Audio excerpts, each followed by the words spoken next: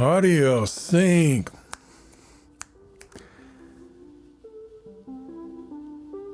Hi there, YouTube. Doug Wallman here. I have to work on my intro a little bit. I admit I was kind of looking at someone from my past in their intro. I mean, I've corresponded with them before, and their enthusiasm is like 30-fold. I'm going to say that of mine, and they've probably went through considerably more painful things in life. And I'm like, dang, how can they do that? But I guess it's not necessarily inherent with my personality, but I don't want to profile myself out of some level of hurrah or whatever that is, enthusiasm, joy, anything that's a little contagious that you could latch on to for, encouragement or just to kind of pep you up a little bit, which really isn't a thing I normally do. And it probably won't be for this video, so don't be fooled. I just wanted to start off with a little more oomph. Because I looked at that and I'm like, geez. But it was authentic. It was real coming from her anyway. Where am I going with this particular video? I almost was going to call it Why I Do Videos in the Morning, because I don't know, even though in the morning I'm just like you, and it's not morning now, by the way, now it's the evening. But yeah, there's kind of like advisory. I think what kind of thing is going out there outside in Sioux Falls, South Dakota? Severe weather, high wind warning. These conditions are expected to last till 6 a.m. So the following day. Winter weather advisory. I would show you outside, but honest to God, it doesn't look that horrible yet. It's just the fact that it doesn't look that super fantastic either. Just kind of blah. To be honest, it kind of made me feel better in a way. There's that cozy kind of vibe. It's like, yay, I'm indoors. I can't describe the feeling, but it's kind of nice. A limited amount of that's kind of cool, actually. It's not for everyday life. I do look forward to spring. I'm not like a weirdo that way. I look forward to some changes. And it's been a mild winter. It's not like it's been hammering on us just yet, right? It probably is overdue to get some inclement weather here in South Dakota. In fact, even at work, I was overhearing, wonder what's going to happen or, who's going to show up the next day and things like that. It'd be a good time to show up considering everything that's going on. But anyway, I don't want to get into that. Guys, I'm trying to figure out where I'm at. You ever get at that point where you just want to pause, reflect? You have enough motivation to maintain for sure and more. Above and beyond the Call of Duty. I mean, I get certain performance checks at work. A done right card is what they call it there. A little incentive is paper clipped to that. It's about the only way right now for me to get a little bit extra because the overtime hasn't been available as of recent. But I'm just hoping to be directed in some other direction, like YouTube maybe. That would be kind of nice. I would love that. I'm trying to clean my glasses here. By the way, I do need to get these glasses, the prescription kind of updated. But when I change these lenses out, I think I'm going to want to not get the anti-glare. And it's probably good for video, but it just seems like there's really something up with these glasses. The pair before these, which was identical, just a lower magnification, I had to return them, I think once, at least once, maybe twice, to get them replaced because I don't know what happens. I know if you leave them out in the sun, there's a certain word for it. It's kind of like, I don't know, deteriorates or it kind of fragments or falls apart in a very low key whatever that is, where it just sort of disintegrates or something. Uh, it's awful. It's just kind of like a film on there is probably more accurate description. And I can't seem to get rid of it, but I'm about to probably make a call to the eye clinic and get my eyes checked and probably have to get new glasses and all that, or new lenses if I keep these frames. I've had these frames for 3 years now.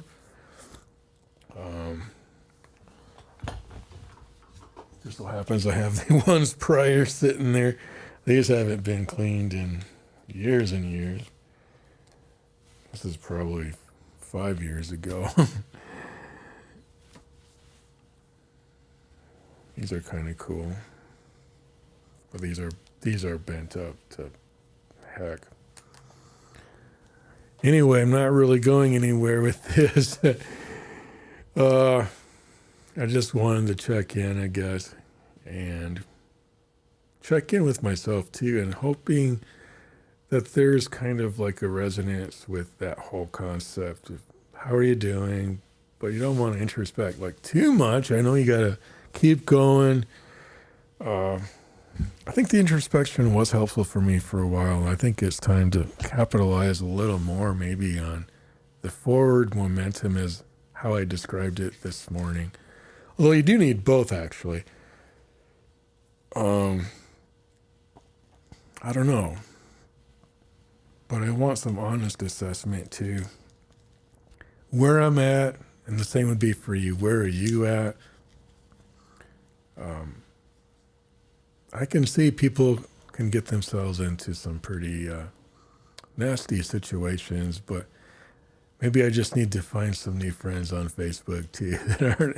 There's only a few of them, but I keep seeing, because I've maybe made a comment, maybe just once or twice, very rarely, I've noticed those seem to rise to the top, and they're rather dramatic posts about, I would say, relationship failures, but it's actually more than that, because I know what that's like, and I've seen enough of that too, but this is like the next level from that. It's just like Jerry Springer failure. And I don't want to mention anybody or give any hints, but I'm like, dang. Seems like nowadays, and it was probably true 50 years ago, but yeah, things can go south. And hey guys, I'm doing well myself, even with my former spouse. I think I'm doing well. I don't know. I didn't ask a lot of questions, but even today, about the time I was recording my video or shortly after, I did some correspondence a little bit. I mean, I don't have any intentions of really going anywhere with that, other than, I guess, for the amicability of it. And I don't know how to describe it. It's kind of cool though. To some extent, I don't know how much I'll do that. Want to be led, have wisdom. I mean, she already has her relationship going with someone else, and I did too. Shortly after the divorce, of course, that no longer is going on now. I definitely waited to even look. I waited. I'm pretty good that way. I was going to get into those sort of discussions, though. I do kind of levitate towards that. Does that mean I'm not over?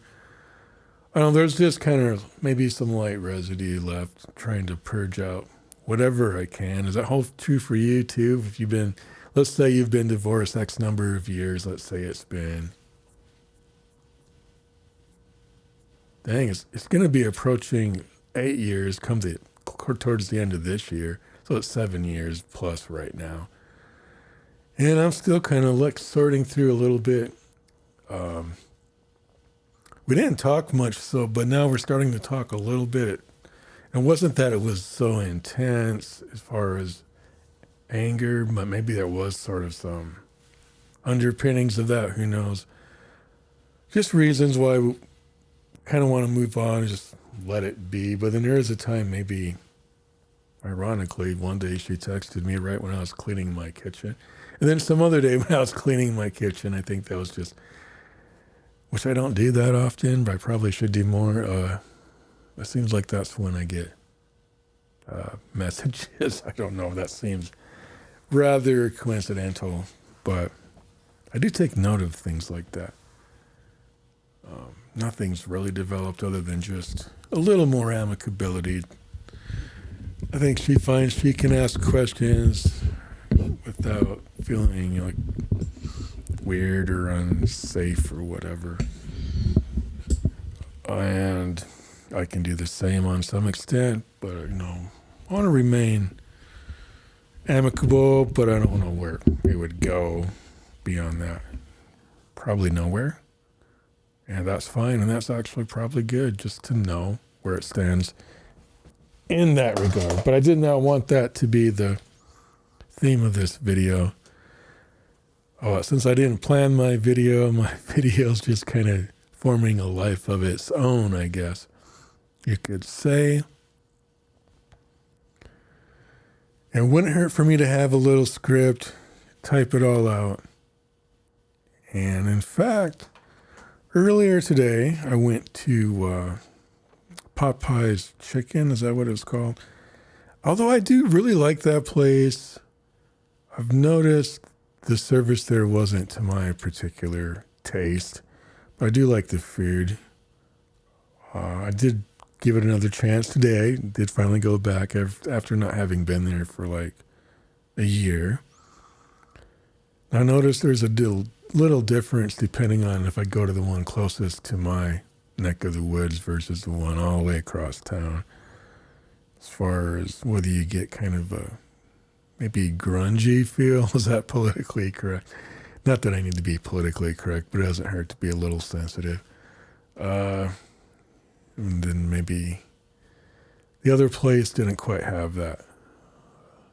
Had more of a nicer feel to it, I guess.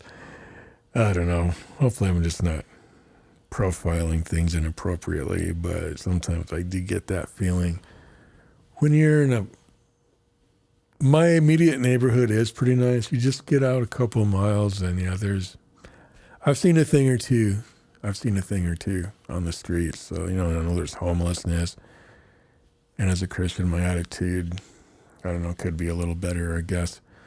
Don't get me wrong. I've definitely given money to the point where I think I almost got in trouble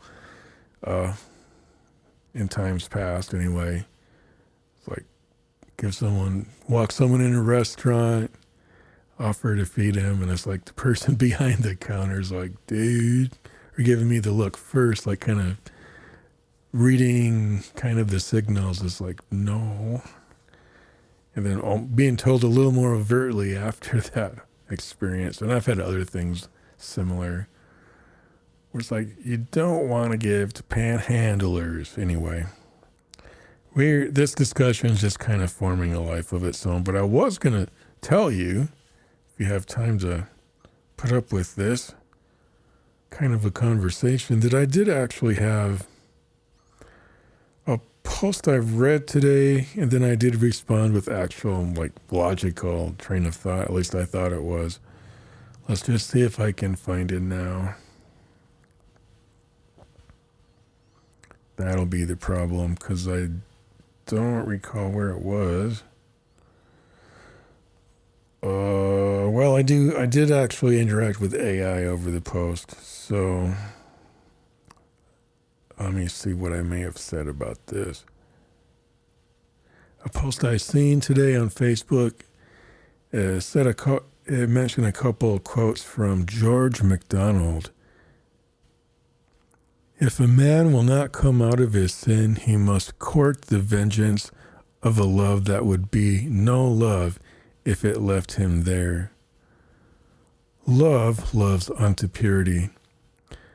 Therefore, all that is not of love's kind must be destroyed. That's not retribution, but a fatherly love. And then here is my response. Like I said, in the morning, I'm more like a blank canvas, but throughout the day, my brain can kind of start, maybe because of things I'm exposed to, my wheels can kind of start spinning, and maybe it's the caffeine I was exposed to, and just the environment, just maybe sometimes just not having much to do, but your little job thing you're doing, repetition and whatnot, I mean, there's definitely some brains to learn whatever task I had to learn today, right? But after a while, it's like, I want something else to think about too, at least intermediately between tasks and whatnot. So the last thing you said here, love loves unto purity. If a man will not come out of his sin, he must court the vengeance of a love that would be no love if it left him there. Love loves unto purity. I didn't come up with that. That was a friend who posted a quote from George MacDonald. Therefore, all that is not of love's kind must be destroyed. That's not retribution, but a fatherly love. And then here was my response to it. And I was kind of basing it on maybe some of the thoughts I actually had that day. And then, of course, I seen this post, which was like, oh, is that a coincidence or a synchronicity? You know what I mean? I don't know. Just today, and this is me now, just today I had this thought that I have much faith in people doing whatever they want or set out to do, and that God pretty much obliges or allows. Besides instances to the contrary, and to that I'm talking about like changing the heart of kings and turning the heart of kings and whatever like that. I'm not sure what is the rule and what is the exception, but it really seems like free will as it is just lets whatever happens happen. Not without natural consequences, of course. Which is why I wouldn't want to be in a position requiring an expectancy towards a person changing how their mind is set. It's set. The same sun that melts wax, hardens clay, and all that. So there's that. Upon my observation, looks like the heart of stone has got to be replaced with a new heart, and one needs a new spirit as well. That's kind of like a Bible reference. I don't know if I've ever heard of a narcissist changing to such an extent, but maybe I'm not looking in the right places. I imagine it's been done. To me, seeing that would be a miracle of epic proportions just from observing various people over the years. Granted, I may be looking at cases that are quite severe or extreme. Me, though, doesn't seem like I could get away with certain stuff. Not that I've been an angel. Seems like I would get the loving correction. That laugh emoticon.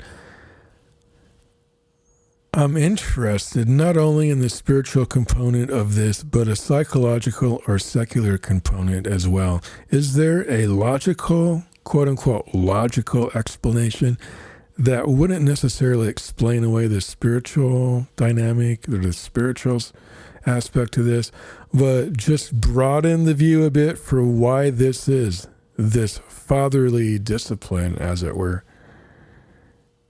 So that was my question. I never did receive a response. I imagine I will at least get a like or something later on. I think this particular person doesn't just like immediately give out likes, but he has often interacted with me on Facebook, and I don't do it every day. I try to be a little more sparing and sparse with just blurting out a bunch of my thoughts, but I do offer them sometimes. And I think often I just stir the pot not in terms of trouble, but in terms of like questions, mystery, and really, I'm kind of light on the solution side of things. Not that I never offer any, but to me, solutions seem like it's either from a very well-seasoned person who really is like old and wise enough to offer that such a perspective, which I guess I am getting a little old now with my white beard and whatnot. But I don't know. It seems like we're just in a constant schooling, as it were. Not even constant. Maybe that's not right. But ongoing. And in between, we're just doing life. And some of the lessons fall in hard but in between places, I guess you could say. And the rest is kind of smooth sailing. If I was going to refer to my former marriage, I remember one of the last conversations we did have as a married person was, or married couple, is this could be smooth sailing for a while longer, but, and I don't remember the but exactly, but apparently that's not what she wanted, I guess. I don't want to get into that.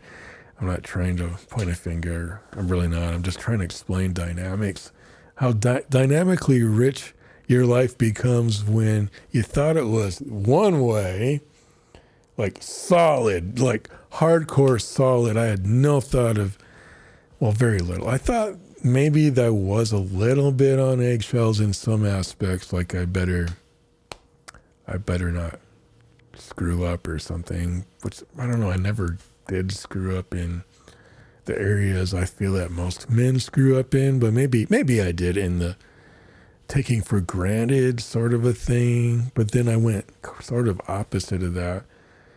And I think I made the comment, I really am into you. And her response was, I've noticed. But it wasn't necessarily an affirmative tone of how she noticed that. At that point, it was too late, I think, and it became more of an annoyance, really.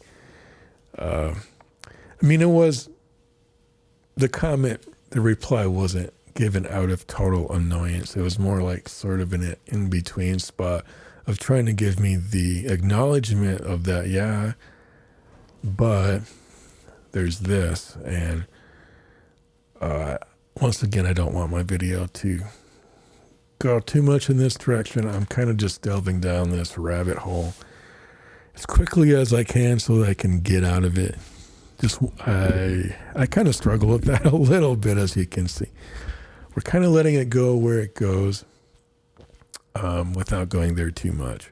Just enough so I can paint the picture, as it were. Here's my ASMR brush. We're not doing ASMR today. Trying to paint maybe a little sketchy picture, because if I get too much into the details of this story of my life, of course, it would be more interesting to listen to, wouldn't it? But I would really then have to present it quite well, almost like a book or something, a narrative. And I don't even have my memory up to that level of all the details, everything that occurred. But in my heart, I kind of feel like I know what occurred. But to unpack all that would be quite difficult to present to you, the listener. But we each have our own story. And do you also struggle to, if you wanted to share your story, could you? Or would you have to kind of do what I do, is kind of pick little globs, little paragraphs, little sentences, memories, like a scrapbook, kind of just scrapbook memories, mental scrapbook memories of this happened, this happened, this happened. I don't know, is that a guy thing, or is that more of a personality trait that I have, or kind of a mental thing? I should have more details and a way to share with my viewers if I am going to go down this rabbit hole, which really I could just avoid entirely. But there's also the videos I enjoy where people are calm and they're just waiting on Holy Spirit to minister. And I believe that's also very effective. We've done some of the soul searching, God. I've done some of this over the years. You're going to have to pick it up from here. I'm not saying I'm at a dead end, kind of, sort of. I've done as much as I think I can do without, I suppose, counseling or therapy, which is fine. And I think I've gone a little bit beyond just what I can do by myself, because I don't know, does listening to YouTube videos count? Is that somewhat helpful? I've listened to some videos by I think one of the main people from the existential movement. And what would be that person's name? So I'm not just, I got it right here. Emmy Van Derzen. I seem to resonate with her. I think I resonate. I'm not going to say I totally align with her in all aspects. I mean, I kind of looked up where she stands politically, for example, and that seems like quite a bit different than me, but I do have an open mind. So I'm not just going to like, oh, I don't align there. I'm just going to like push that whole thing aside. I noticed I did request that AI give me a little bit of a highlight about what Emmy is all about. I don't know if I can find it, because I did this a few days ago, actually. It's Emma Van Derzen. Okay, so I did a couple searches. One was on what book should I get, and then the other was just, okay, here is my question. I'm going to start over. Here's my question. What does Emma Van Derzen advocate or align herself with philosophically, politically, and spiritually? And I just wanted to know that because I'm thinking I'm delving a little bit into her language, at least, even if I don't totally align. I do feel some resonance there. Emma Van Derzen is, and hopefully I'm saying her name right. I apologize if I'm not. Emma Van Derzen is a British existential psychotherapist, philosopher, and writer. Her philosophical, political, and spiritual views are rooted in existentialism and phenomenology. I don't know if I said that last one right. Phenomenology. Here's an overview of her alignments. Number one, existence. Now I can't say that word either. Existentialism. Van Derzen's work is deeply influenced by existentialist philosophers like Jean-Paul Sartre, Martin Heidegger, and Emmanuel Levinas. She emphasizes individual freedom, choice, and responsibility. Phenomenology, which I can't say, Van Derzen's approach to psychotherapy is also informed by phenomenology, which focuses on subjective experience and the study of conscious experience. I just realized my speakers are on, and that could introduce feedback, maybe in a very low-key way, because you would definitely know it if it was a serious issue. Political alignment. Number one, humanistic socialism. And I'm not saying I resonate with this in particular, because it's probably not according to my upbringing and the way I was brought up.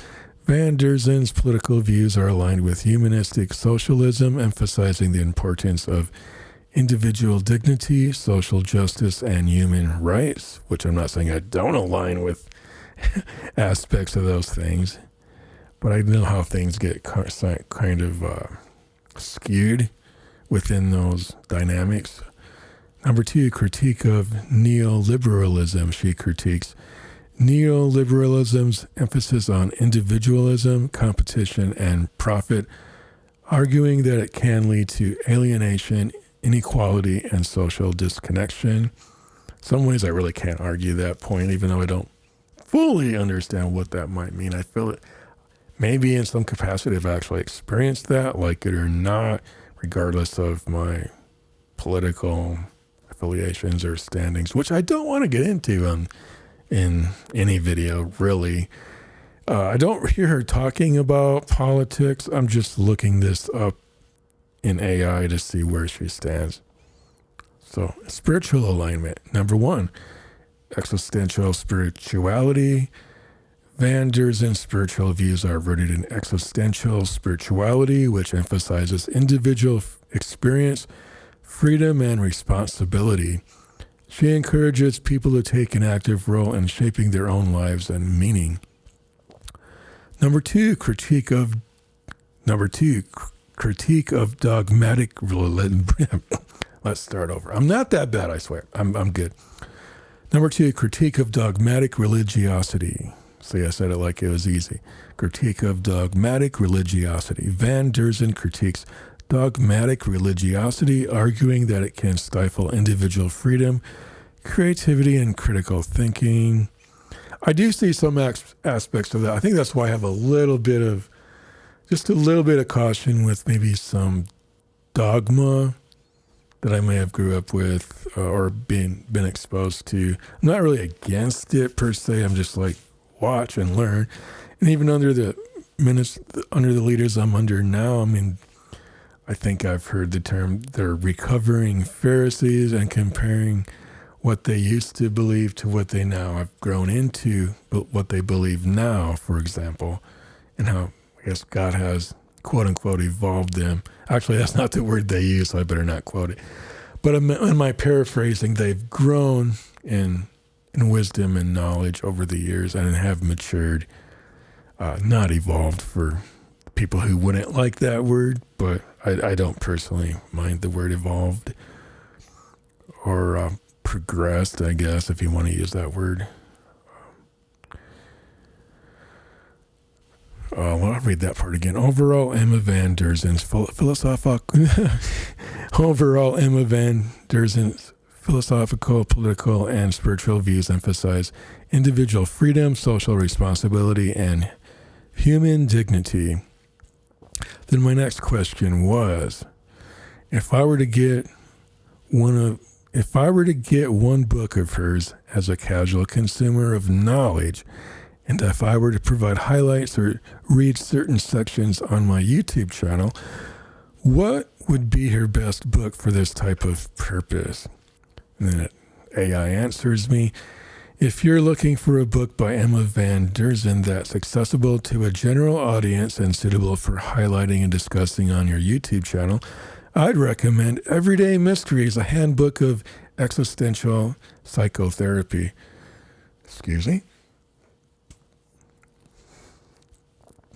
This book is a great introduction to Van Derzen's existential psychotherapy approach, written in an engaging and accessible style.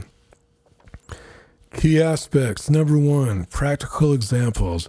The book is rich in case studies and everyday examples, making it easy to relate to and understand. Number 2, existential concepts. Van Derzen explains complex existential concepts in a clear and concise manner, making it perfect for a general audience. Number 3, therapeutic applications. The book provides insights into how existential psychotherapy can be applied in real-life situations, making it a great resource for discussions. Why it's suitable for your YouTube channel. Engaging content. Number 1, the book's practical examples and everyday mysteries will provide plenty of engaging content for your audience.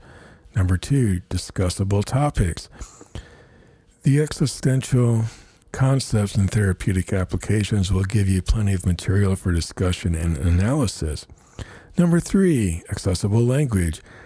Van Derzen's writing style is clear and concise, making it easy for your audience to follow along.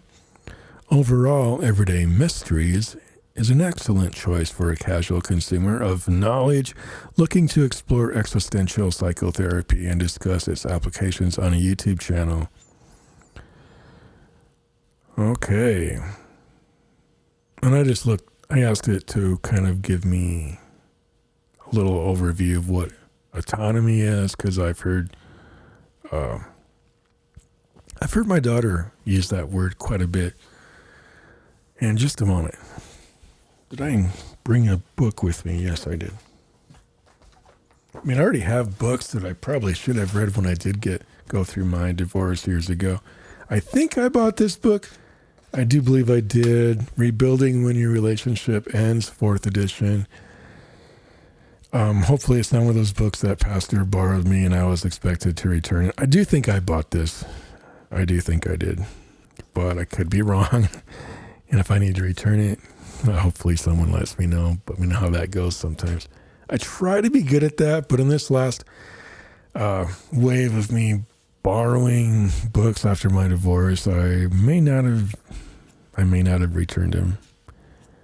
At least one. This one I may have actually Oh, this may have became recommended by Lutheran Social Services, since I see it was recommended on a piece of paper here that says LSS, Lutheran Social Services. I did go through some counseling there at that time in my life. Book, Rebuilding When Your Relationship Ends. 3rd edition by Bruce Fisher. Maybe that's who recommended it, but I also know Pastor recommended some books as well. At any rate, a little insight, and I think I'll share it this far into the video. I guess a little bit of maybe oversharing or just being vulnerable, maybe with some stuff that's going on. It's this far into the video because I don't think too many of you are going to get this far anyway. So I think in that regard, it may be safe to share. Very limited scope of what's going on. Maybe why I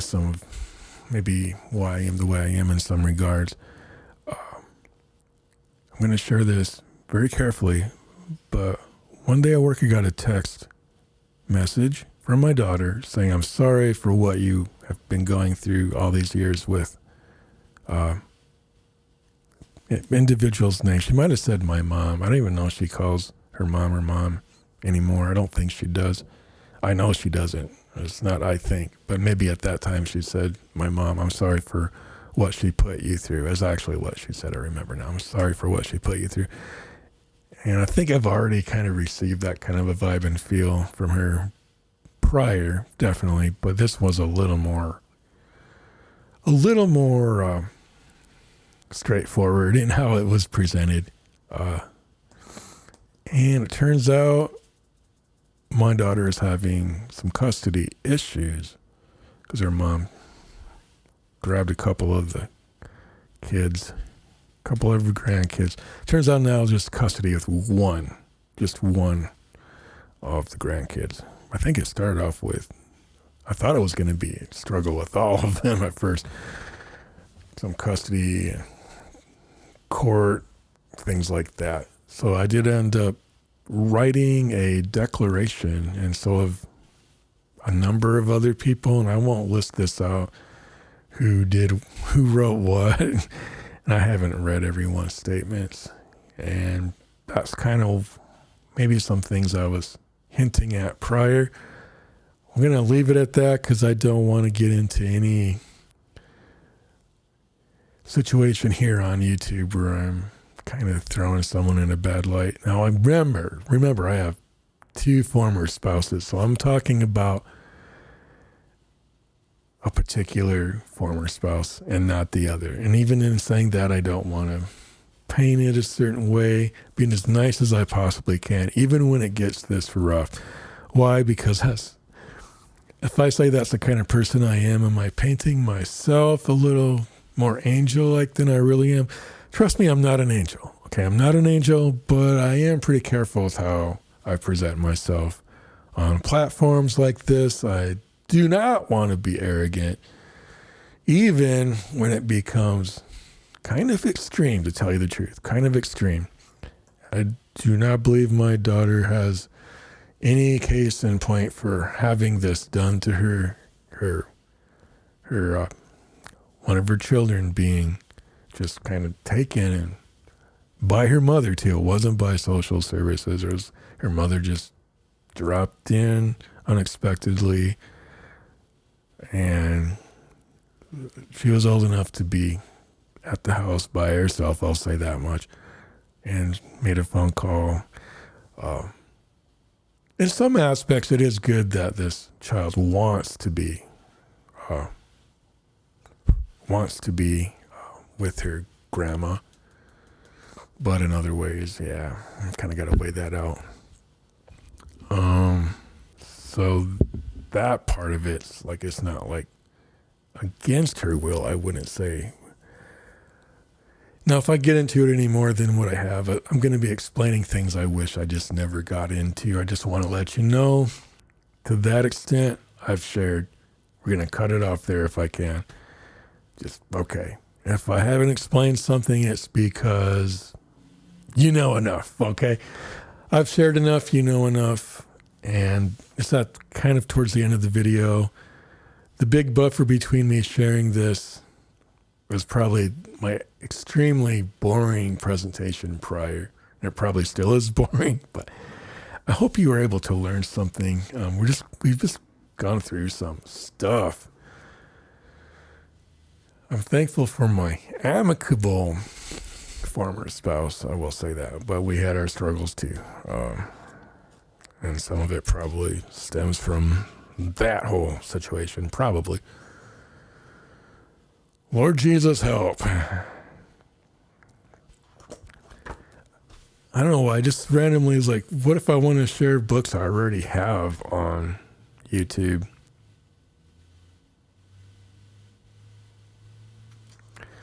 Working through your grief, which I think in a sense I've already done some of these things, maybe kind of on my own terms, but just for the sake of my listeners,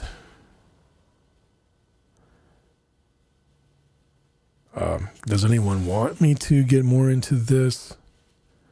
I'll read a snippet from this book, just so you have an idea.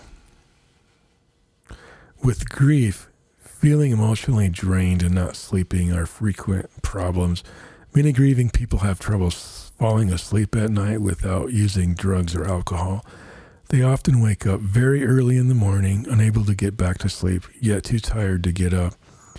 At a time when sleep is needed most, they have difficulty sleeping, and the hard emotional work has them tired all day long.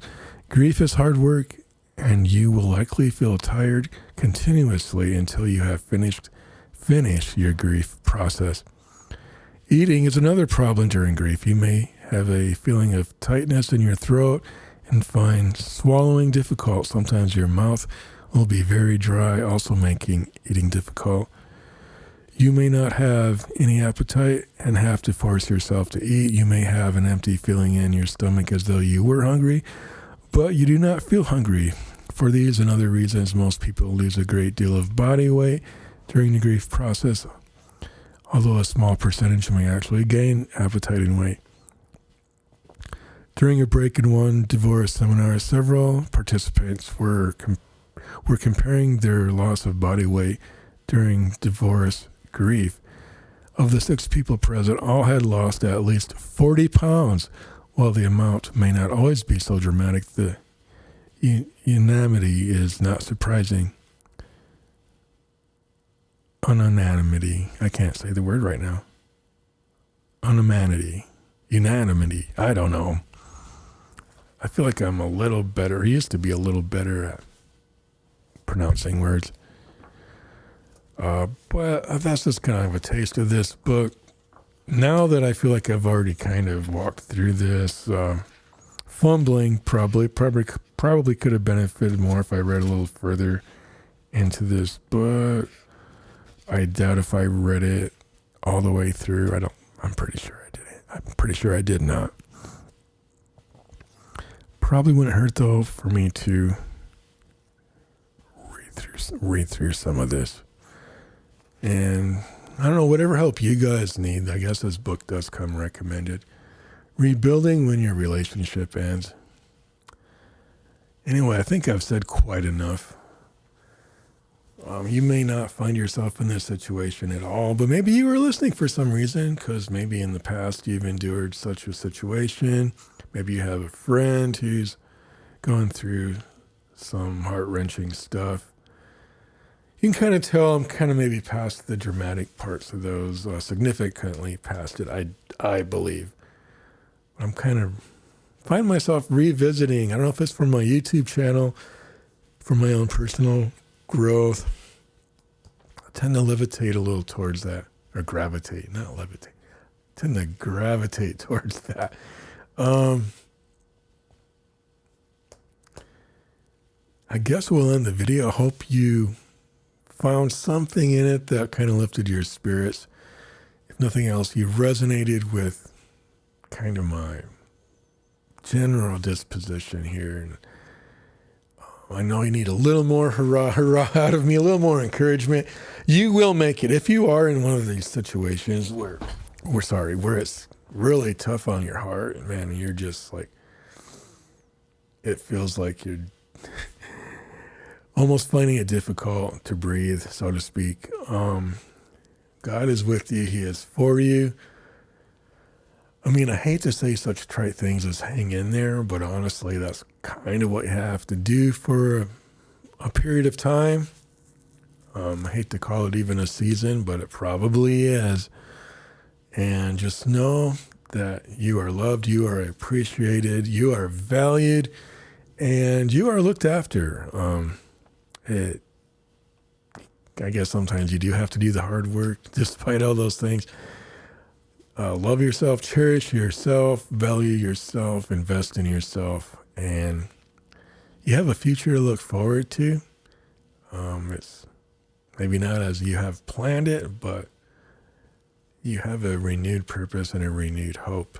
And that's truly awesome when you can look back at it like me and go, yeah, and not be so down in the dumps and be so downcast. I know I still have a little work to do on that. We're progressing, we're growing, we're being strengthened daily. And then I think one of the other things I was also going to mention, while I'm kind of down this rabbit trail, maybe some personal things I've been really reluctant to share on YouTube. And I feel like maybe I can share this since it's so far into my video and no one's going to listen to it anyway, right? As I'm dealing, my parents are up in years. They're in their golden years for sure. I don't know, is it disrespectful to say elderly? But it's probably a descriptive word. I'm just kind of dealing with that. I'm kind of looking after them. So I don't know if that explains some of my situation. I don't want to explain it much more than that, but just the typical things and maybe even a little extra that they're going through, and us. God's with them, and she definitely seeks the wisdom of God in what she is going through. And I really commend her for being a strong woman. She wants to still go shopping, and I take her, and just the grit and determination to go in the store and do what she wants to do is totally above and beyond the determination I've seen in anybody, really. Probably my brother, who would be right up there. Nothing's going to stop my brother, for example. Nothing's going to stop my sister either, or my mom, my stepdad. Yeah, so the determination is, and the faith is quite something to behold. I'd prefer the miracle, but I don't have any theological ways of looking at why isn't this happening.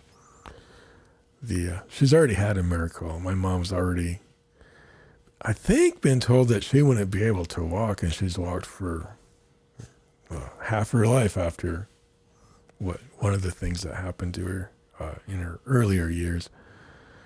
And I won't delve into that right now, but yeah, we've experienced miracles, but then at some point, old age, things seem to require some medical assistance. But I'm hoping when I reach old age or I reach those golden years, there can be some medical breakthroughs. I admit I wanted a little bit. I want to experience a different outcome. I don't know if that's selfish, probably, but I'll be straightforward with you, Lord Jesus, God. I want, when I get older, I just want your total blessing on that whole experience, that whole growing process. And I'd be embarrassed by how frank I would be if I just said it in front of my YouTube audience, even if it was one person that was listening at the very end of this video. I want something different is what I'm saying. And don't we all, right? even with retirement,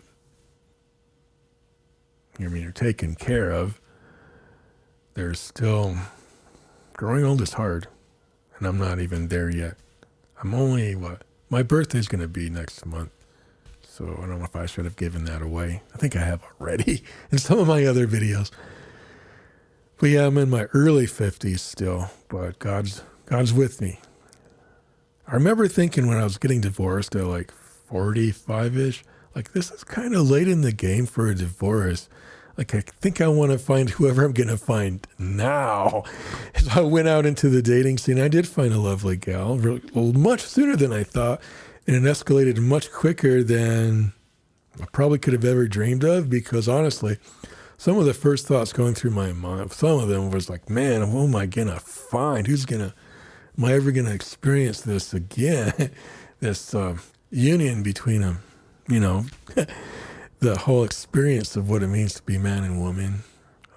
Not just that, but the whole realm of being together, loving each other. And I gotta believe, even though the relationship didn't work out, that was kind of like a healing for me to realize, someone's interested in me. And I've experienced that a few times since then. Each time it doesn't work out, but each time it feels like it's so awesome and so God ordained that I found myself in tears, and maybe even the other person, at least in one instance. Okay. It's like, man, this is unbelievably awesome. Thank you, God. And then it still doesn't work out. And maybe even at that, I can be thankful it didn't, because dare I say it, it might be like dodging a bullet, maybe, even though there was awesome dynamics at play. Maybe our feelings do get the best of us, and we need to not totally abandon logic and reasoning.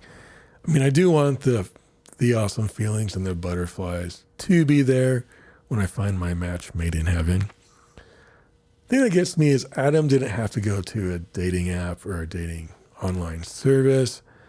I think God was totally playing matchmaker with him. He didn't even really have to go through an organic process. He was just totally set up and hooked up. You know what I mean? Just like, bam. I don't know the full story beyond what the Bible illustrates there, but I don't think he had to pick out from a large population. You know the story of Adam and Eve. So that would be kind of cool if God could present my Eve, so to speak. Now that's a really different, I don't think I've ever heard it said like that.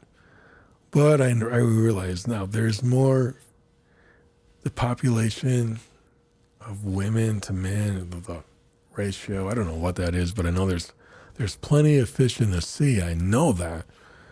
But I just feel like, in a sense, I don't know, I'm in this world. I've been on the dating apps. I'm not going to say negative things. Actually, my second marriage was on online dating service. Kind of a hybrid result of that, and just knowing people too. So it wasn't totally that, I don't think. Found out we had a common friend. And that common friend I was actually on tour with, actually. That was quite the story. The story, as it unfolded, seemed really like a God-ordained event. It was just like, whoa, like the miracle you would want is like this Christian couple. I don't know if it just was we didn't maintain our miracle or what it was. I don't know. But truly, it's not what it was now that we're divorced. But my prayer for you is you would find your significant other if you're in this same type of a situation as I'm in. My prayer for myself too. God, I pray I would find the person that is meant for me, or if I'm supposed to be single the rest of my life, you would continue preparing my heart for that. If that's what you want, or if you're willing to work with me in that regard, if I'm just too closed up right now to receive. I don't want to be too closed up, though. I don't want to be I don't want to have this victim mentality kind of broadcasted from my my spirit man or whatever, that I'm not open to relationships, or a relationship, I should say. But it kind of goes with the whole community. I mean, it's not just going to be you and your wife, for example, or you and your husband. However, probably there should be some community, and you have support amongst friends and your relatives, if that's possible. And right now, I mean, I'm kind of isolated in a sense. Not totally. I mean, I definitely go to church. I go to work. I talk to people. Well, it's not the same as what it used to be. And it's okay. I think I'm hoping it's a healthy holding pattern. A healthy holding pattern. Is that an oxymoron? A healthy stuck place? I don't know. But God, I thank you that I'm in whatever chapter I'm in. If you want to call it a season, may that hold true for my viewers. That could be some level of gratitude, even for some of the not as pleasant moments. And if you're like me, you've already experienced some of the transformational aspects, and it's kind of cool. At least now I don't hate it. It's I've developed. I've been marinated in the presence of Jesus.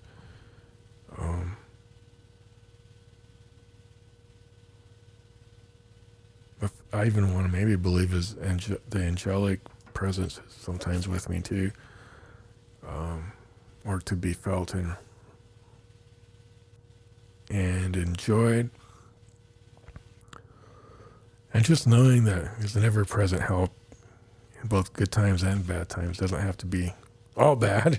Better not be, because we're here to enjoy life too, I think. Not just suffer through it like some kind of drudge. Thank you, Lord. Be still and know that I am God. So even I, as quiet as I think that I am, I really do talk a lot sometimes, don't I? Let me be quiet for a moment, but quiet your heart as well.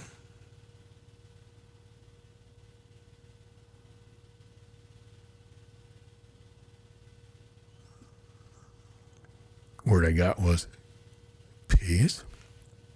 Maybe even the Prince of Peace.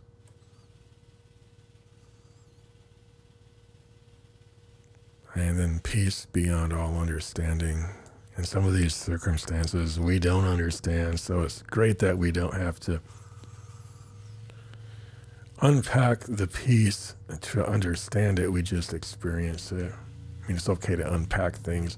But truly, I've experienced things that I have a hard time unpacking, even the good, because like it's so subjective in a sense, but I'm sure there's an objective way to unpack it.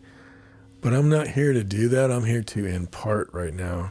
And I know it's a little magic wandish, maybe too much for you, but I do believe there is some power in impartation if you want to look at it that way. God, I just pray, give you a moment to do what only you can do. And I'll try to be a little more true to this be still aspect of this video.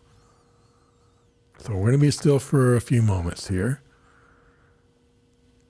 and let God speak to you in some impression. Maybe he could even talk to you in a more literal way, but I don't know that he is going to do that for you, but that would be awesome, and I won't withhold it from your experience.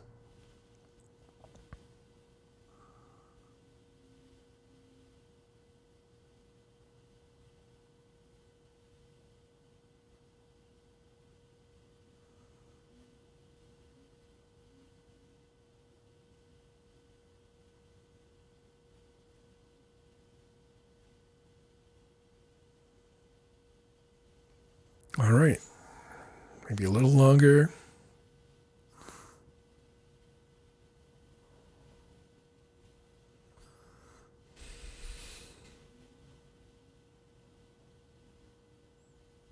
All right, I think that's good.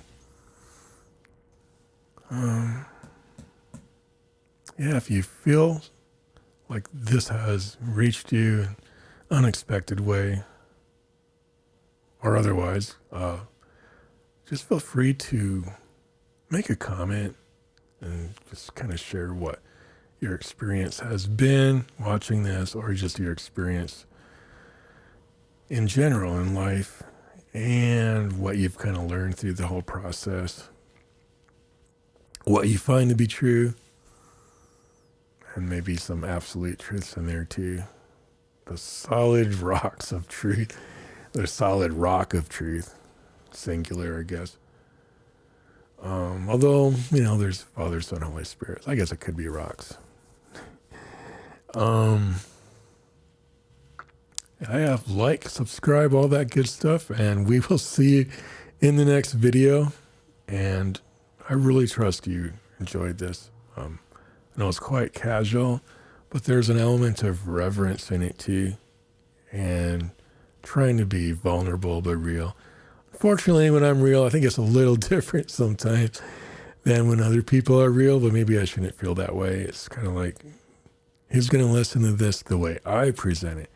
But if you did find it helpful, please do let me know, because it kind of encourages maybe more participation, even from myself, to keep trying to do videos and whatnot. Maybe other people will chime in as well. And that would be a cool thing. I'm not really trying to build a community, but I'm not trying to quelch it either. Just be blessed and let me know your thoughts. There you go. Thank you.